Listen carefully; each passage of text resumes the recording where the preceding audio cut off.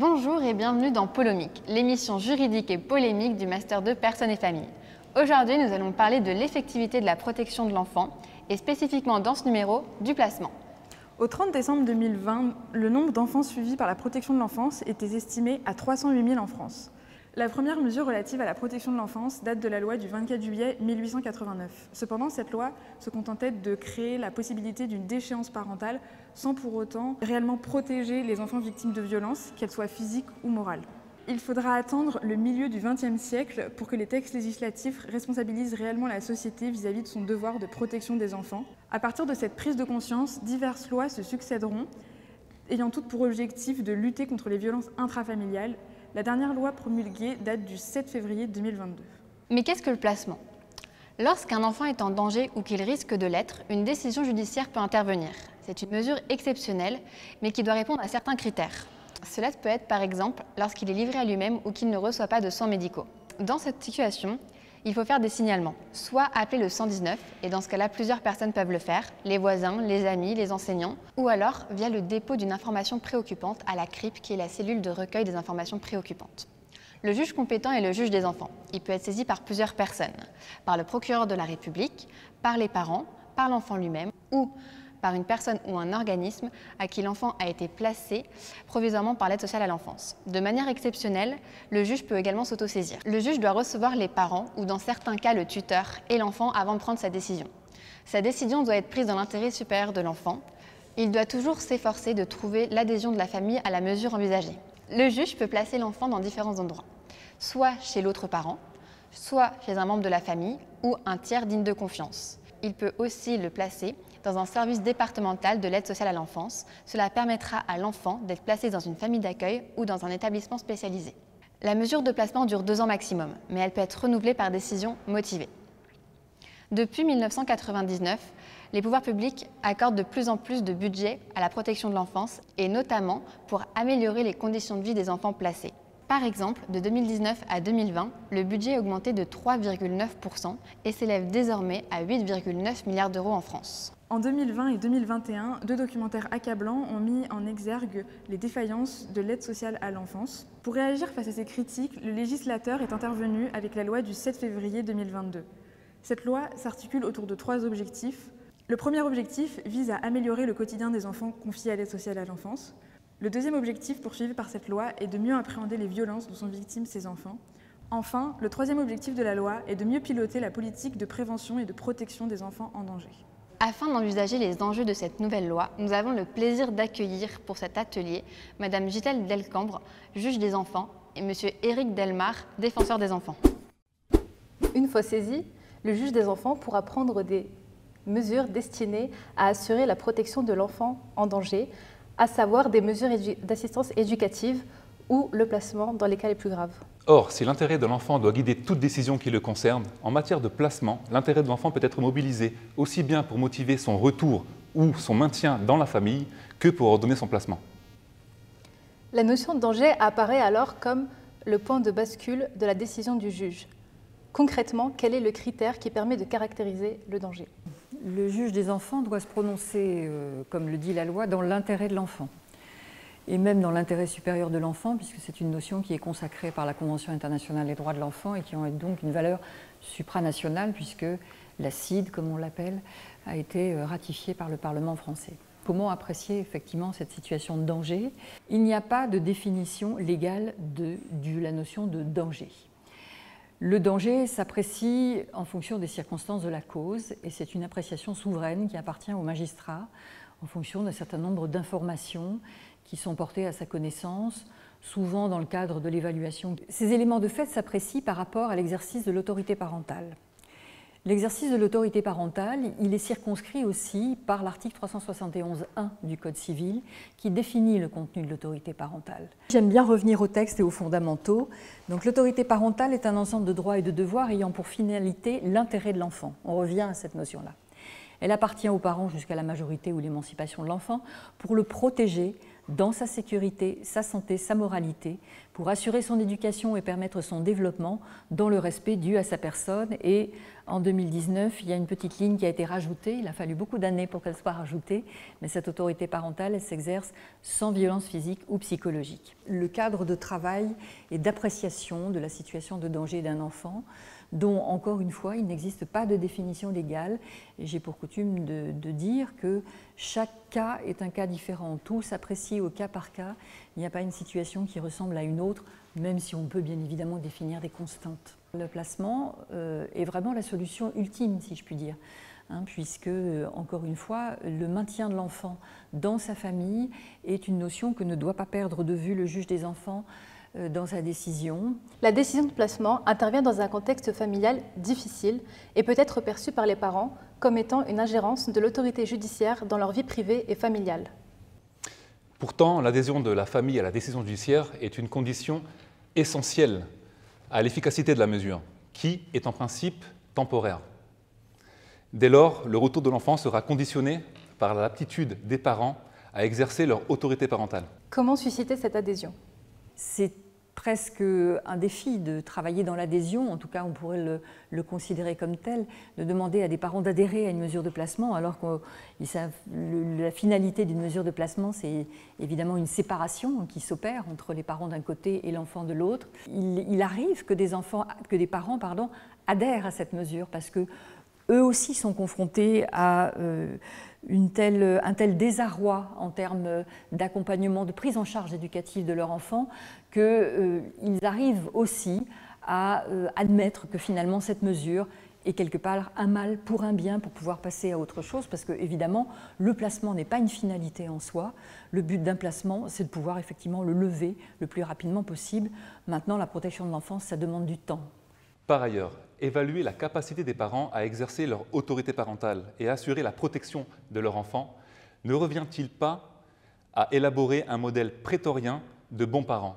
Plus largement, existe-t-il un bon parent? Si l'on s'en tient aux strictes dispositions de l'article 371.1 du Code civil, on a effectivement, je vais dire, quelques clés qui nous permettent d'apprécier ce qu'est un bon parent. Maintenant, un bon parent est un parent qui perçoit l'intérêt de son enfant, qui est en capacité d'entendre ses besoins, sa parole. Et il est difficile de définir un modèle.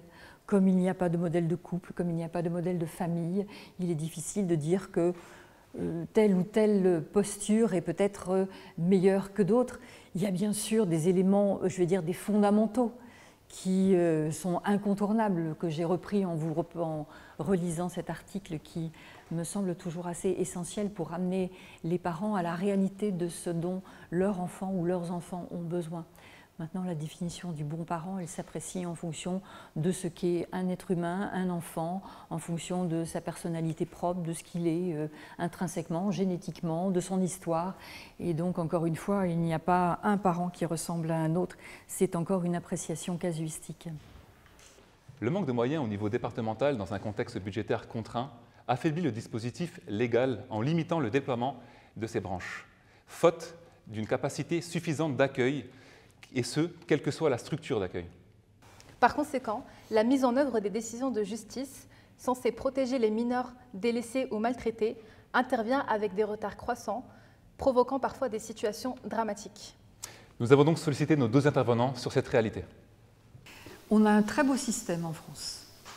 On a un beau système en termes de protection de l'enfance, on a tout un arsenal effectivement, qui a du sens, qui est certes peut-être une spécificité française, mais quant à la question qui se pose là actuellement, qui est un véritable enjeu, c'est l'effectivité des mesures qui sont prononcées par le juge des enfants. Les départements, alors avec des disparités territoriales, etc. Je vais parler que, par exemple, le département du Nord. On est clairement aujourd'hui dans des situations où il y a des décisions judiciaires qui sont prises dans l'intérêt de l'enfant, dans le but de le protéger en regard de ce qui fait la spécificité de son existence et autres, qui ne sont pas exécutées et qui génèrent de la maltraitance institutionnelle, il faut le dire. Le nombre de mesures de placement qui ne sont pas effectives et qui, de par leur ineffectivité d'ailleurs, accroissent la situation de danger à laquelle un enfant est confronté, c'est une véritable réalité. Et qui s'est accrue d'ailleurs depuis, on va dire, à peu près 2 ans sur l'arrondissement de Lille. Les professionnels de terrain disent que la situation s'est aggravée en considération de ce que ça pouvait déjà être en octobre 2018. Sans doute que si nous donnions les moyens à la magistrature, à la pédopsychiatrie, au médico-social, ça viendrait, c'est certain, soutenir les départements. Je crois que ce que m'amène aussi cette réflexion, quand on creuse sur l'action du cloisonnement des institutions, c'est qu'en France, nous avons des progrès à faire sur les études d'impact. Aujourd'hui, un certain nombre de mesures notifiées par les magistrats ne sont pas mises en œuvre, qui, d'une part, ne conduit à ce que des enfants ne soient pas protégés et qui en plus, décrédibilise la parole publique quand des décisions de magistrats ne sont pas appliquées. Enfin, pour avoir travaillé de nombreuses années avec le Québec en protection de l'enfance, c'est pas possible. Au fil de nos recherches, on s'est rendu compte que la nouvelle loi comportait plusieurs dispositions relatives à la procédure devant le juge des enfants. En effet, d'une part, lorsque la complexité de l'affaire l'exige, le juge des enfants peut décider de renvoyer l'affaire devant la formation collégiale du tribunal pour enfants. Et d'autre part, l'audition de l'enfant capable de discernement doit nécessairement, désormais, prendre la forme d'un entretien individuel avec le juge. Mais dans les faits, est-ce que ces modifications sont réellement génératrices d'une plus grande protection pour les mineurs? Nous avons demandé son avis à Madame Delcambre. Alors, s'agissant de la collégialité, je vais dire que dans la pratique, il nous arrivait de temps en temps de le faire. C'est-à-dire que, notamment, je crois ne pas me tromper en disant que le tribunal pour enfants de Bordeaux avait quelque peu concrétisé un peu cette pratique. C'est sûrement une bonne chose parce que le juge pour enfants peut se sentir isolé. Les décisions qu'il prend, il les prend seul. Et donc cette pratique de la collégialité, c'est une bonne chose. Maintenant, il faut espérer que nous ayons les moyens de le faire. Dans un tribunal où il n'y a qu'un juge pour enfants ou un tribunal où ils ne sont que 2, bien évidemment, la collégialité va poser la question de savoir qui va faire le 3e magistrat. C'est des contraintes organisationnelles qu'il va falloir que nous intégrions au fur et à mesure de l'application de cette loi. S'agissant de l'audition de l'enfant, alors je vais dire là aussi, l'audition individuelle de l'enfant, nous la pratiquons depuis longtemps et très fréquemment, parce qu'il n'est pas toujours évident pour un enfant de pouvoir s'exprimer en présence de ses parents. Ce qui m'apparaît par contre peut-être plus important de dire, c'est que la loi de 7 février 2022 consacre de façon plus caractérisée la présence de l'avocat autour de l'enfant. Et ça, c'est important, alors suivant son discernement, donc pour les enfants non discernants, l'administrateur ad hoc sera, je vais dire, l'accompagnant privilégié au judiciaire de l'enfant. Pour les autres enfants, ce sera l'avocat. Sur la question de l'audition de l'enfant en justice, le défenseur des droits a recommandé dans de nombreux rapports que l'enfant puisse être entendu sans qu'il soit fait référence à son discernement. Par exemple, en Allemagne, l'enfant dès 5 ans peut être entendu. Il y a aussi d'énormes disparités sur la manière, en fonction des moyens dont on dispose aussi, et qui ne permet pas toujours de bien évaluer l'opportunité de ce discernement. Donc c'est la raison pour laquelle, alors là, pour le coup, nous souhaiterions même que l'article 12 de la Convention internationale des droits de l'enfant puisse permettre que l'enfant puisse être entendu sans qu'il soit forcément fait référence à cette notion de discernement. D'ici 2024, le placement à l'hôtel sera interdit. Mais jusqu'en 2024, le placement à l'hôtel demeure possible, mais conditionné. Il faut que ce soit à titre exceptionnel, pour des situations d'urgence ou pour la mise à l'abri des mineurs. Dans son avis relatif au projet de loi, la défenseure des droits indiquait que le terme de mise à l'abri des mineurs renvoyait en fait aux mineurs non accompagnés et que la quasi-totalité des mineurs placés à l'hôtel étaient en fait des mineurs non accompagnés. Mais alors, est-ce que les mineurs non accompagnés reçoivent la même protection que les autres mineurs, et notamment en termes de placement? Le secrétaire d'État, Adrien Taquet, nommait environ 8000 jeunes dans les hôtels en France. Effectivement, un défenseur des droits s'est toujours opposé parce que, alors, je crois que sur les 3 dernières années, nous avons été saisis concernant des atteintes aux droits des mineurs non accompagnés dans 60 départements. De la non-mise à l'abri pendant l'évaluation, de la non-accès à la santé, de réponse aux besoins et aux droits fondamentaux. Et puis, vous avez et c'est un drame que vous avez rappelé, mais au-delà de ce drame, nous avons été saisis pour énormément de situations d'enfants et de mineurs non accompagnés à l'hôtel qui se faisaient happer par des réseaux de prostitution parce que les hôtels sont parfois dans des endroits, dans des banlieues ou dans des zones industrielles, des réseaux de trafic de stupéfiants, mais des exemples très concrets pendant le confinement, par exemple, des jeunes confiés à l'aide sociale à l'enfance avec une inscription scolaire qui n'ont pas pu, pendant la fermeture des écoles, avoir accès au distanciel, pas de clé 4G, pas de connexion Internet, pas de tablette, rien. Donc, et qui n'ont quasiment pas eu de visite pendant, je dirais, du 16 mars au 11 mai 2020. Plus vous êtes vulnérable, moins vous êtes accompagné. Et au-delà, vraiment, ce qui est important, au-delà de la question de l'hôtel, c'est la question, en gros, vraiment de l'obligation de surveillance, en fait. C'est-à-dire, je dirais qu'au-delà de la précarité de logement, c'est la question de la fréquence de passage des éducateurs, de l'amplitude. Il faut aussi observer des très très fortes disparités territoriales. Vous avez des départements qui, il faut le rappeler, non pas, pour des raisons diverses et variées, n'ont pas hébergé des jeunes à l'hôtel, des jeunes mineurs non accompagnés.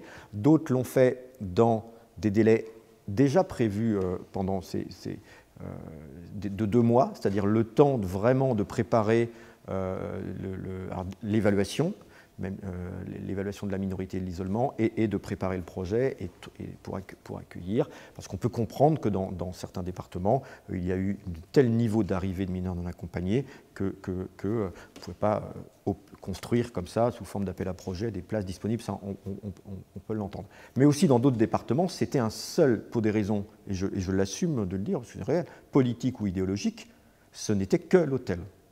Lorsque l'enfant n'a pas été rétabli dans sa famille, se pose alors la question de la sortie de l'ASE. On sait que c'est une question essentielle, étant donné la fragilité de ce public.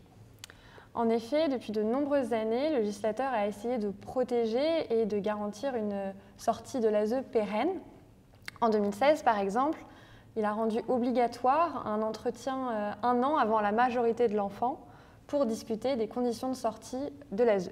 Et dans la nouvelle loi, les dispositions du Code de l'action sociale et des familles ont été réformées, de sorte que désormais, la prise en charge par les départements des jeunes majeurs est rendue obligatoire. Mais malgré cette avancée en demi-teinte, il semble que le législateur ait toujours une large marge de progression pour pallier au manque de volonté de certains départements et au manque de moyens qui crée une logique de gestion de flux. C'est un véritable enjeu de société, la prise en charge des jeunes majeurs, et qui nous questionne, nous, beaucoup, en tant que juges des enfants, dans la mesure où notre intervention cesse à l'âge de 18 ans. J'ai connu une époque, je vais faire le vieux juge, j'ai connu une époque jusqu'en 2010-2011 où effectivement on pouvait encore accompagner, dans les termes de la loi on peut toujours le faire, mais encore une fois il n'y a pas de financement derrière. Parce qu'il faut savoir que la protection de l'enfance c'est quand même une question de moyens. Et effectivement la loi de 2016 impose cet entretien avec le président ou son délégué du conseil départemental 1 an avant la majorité. La prise en charge jusqu'à présent elle appartient, effectivement, ce n'est pas une obligation, c'est une possibilité. Et quand j'entends dans le nouveau texte que cette prise en charge intervient sur décision du président du conseil départemental, je me dis, bon, est-ce que la formulation va véritablement changer dans les faits? Je n'y vois pas une obligation du département. Moi, je ne vois pas véritablement d'avancée, mais je peux me tromper. Peut-être que dans les faits, ce sera incitatif au niveau des départements. S'agissant des personnes sans domicile fixe en France, on est aux environs, je vais globaliser, on est à peu près sur 30% de la population des sans domicile fixe qui sont des personnes qui ont un parcours institutionnel et qui sortent de l'aide sociale à l'enfance. La jeunesse, c'est un enjeu de société. Voilà, il faut quand même le dire. Effectivement, en regard d'une réalité sociale telle que je viens de la rappeler dans les chiffres, effectivement, je pense qu'on a les autorités politiques, gouvernementales, parlementaires et autres ont de réelles questions à se poser. C'est une obligation de proposer, avec évaluation au département, de voir quel est en gros le curseur du soutien familial. Et donc là, il y a une subjectivité. Donc il y a un certain nombre effectivement, de questions pour lesquelles nous allons être vigilants, mais il y a quand même une avancée qui est très importante. Il y a aussi d'autres sujets, en lien avec la question de tout à l'heure, sur les mineurs non accompagnés, puisqu'on peut considérer que c'est sans doute du fait des mineurs non accompagnés, en tous les cas c'est comme ça, que le législateur ne l'a pas rendu obligatoire, au nom du coût que ça représenterait. Je crois qu'on peut le dire franchement comme ça. Et nous sommes saisis régulièrement, par exemple, de jeunes qui sont évalués majeurs, pour lesquels on ne leur a pas précisé et fait accéder aux droits en leur disant qu'ils peuvent faire un recours auprès du juge des enfants, auprès des juridictions compétentes. Et que souvent, ils vont être reconnus mineurs, mais une fois que, pour le coup, ils ont 19 ans. Il faut savoir aussi que dans ce contexte, on en parlait tout à l'heure, où il y a une augmentation des difficultés du champ de la protection de l'enfance, l'aide sociale à l'enfance, c'est une réalité, hein, c'est pas réducteur que de dire cela, est souvent dans une gestion des flux, c'est-à-dire gestion de la place plutôt que du projet. Le manque de moyens est donc le problème qui revient à toutes les étapes de la protection de l'enfance. Or, que ce soit pour la gestion ou le financement, la protection de l'enfance relève du département de par la décentralisation. Ce morcellement de la protection de l'enfance crée des inégalités et des disparités qui sont la cause de certains manques de moyens. C'est pourquoi nous nous sommes interrogés sur l'intérêt de recentraliser l'ASE pour régler ces problèmes. C'était notamment le sens d'une proposition du sénateur de la majorité, Xavier Iacobelli, qui proposait de recentraliser l'ASE. Mais est-ce que recentraliser va-t-il vraiment régler les maux de l'aide sociale à l'enfance?